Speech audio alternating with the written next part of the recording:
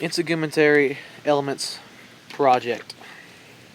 The first one we're going to go over now is athlete's foot, which is a fungal infection. It's caused by trichophyton mentogrophites, causes toe web or vascular infections, and infection appears suddenly. It is severe but easily treated.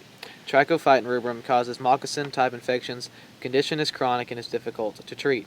Usually men are more susceptible. Children rarely get it. Usually takes place after puberty. You can have it either chronically or temporarily. The first picture we have here is a severe instance of athlete's foot. Now this next picture shows a slight experience of athlete's foot. The next element now we are going to go over is impetigo. Impetigo is a bacterial infection. It is usually caused by two kinds of bacteria, strep or streptococcus, or also staph, which is staphylococcus. Impetigo, it mostly occurs in children, and impetigo is usually temporary. Right here is a severe one. Right here now, next we have a slight case of impetigo.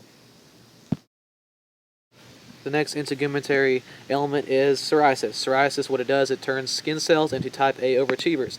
They mature 5 times faster than normal skin cells.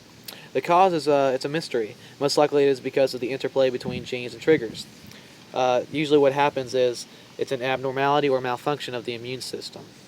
Psoriasis can be developed at any age, but mostly between the ages of 15 to 35. And psoriasis is usually chronic. This is a severe case of psoriasis right here in this picture.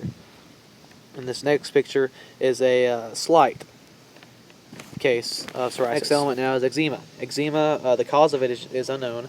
It's thought to be linked to an overactive response by the body's immune system to an irritant. Maybe genetics is involved.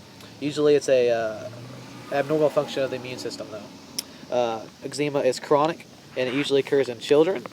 And just like the picture of the child right here, he is experiencing a severe case of eczema. And in the next picture, this is the picture of the back of someone's legs, and this is a slight case of eczema. The next element we're going to go over is dandruff. Dandruff, is the cause of it is usually by dry skin, irritated, oily skin, or psoriasis and eczema. And usually also it's caused by sensitivity, hair care products, or yeast-like fungus. And usually it's due to poor hygiene also. It's found in children and adults, usually comes about at puberty, and it tends to be chronic. This is a severe case of dandruff. The next picture is a slight case of dandruff. Now the next element is urticaria. Urticaria is usually caused by a response to histamine, which is blood plasma leaks out of small blood vessels in skin. Urticaria is usually it's temporary and chronic actually, and appears in children and adults. This is a severe case of urticaria in a baby's bottom right here in this picture.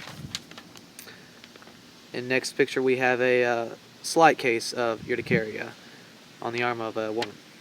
The next element is shingles. Shingles is a painful skin rash. It usually occurs when the virus that causes chickenpox starts up again in your body. It usually takes place mainly in adults, and it's also usually chronic. In this picture is a picture of a severe case of shingles. And in this next picture is a picture of a slight case of shingles. And lastly, we have warts. Warts are small growths that appear on a person's hands or feet and looks like a solid blister. They can also be found on the genitals. They're most commonly on children, but they're also in adults.